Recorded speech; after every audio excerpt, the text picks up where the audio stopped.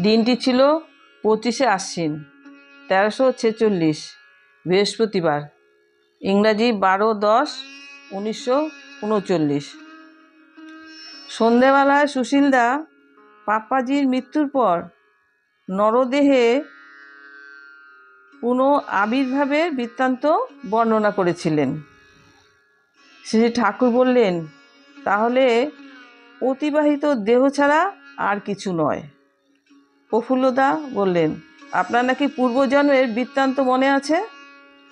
শ্রী ঠাকুর বললেন, কি জানি, তা কল্পনা কিনা বুঝতে পারি না, তবে যেন স্পষ্ট মনে হয় আমি আর কর্তামা নদীতে একটা নৌকায় বেরিয়েছি, চারিদিকে কত কাশিম।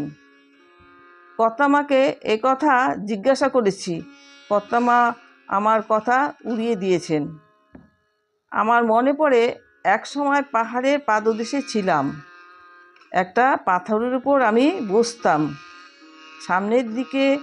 সামনে দিয়ে পূর্ববাহী ছোট্ট নদী বয়ে যেত, সেখানে লাল লাল সুন্দর পথ।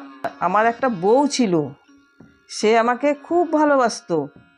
এখন গেলে সে যেন এখনও আমাকে চেনে।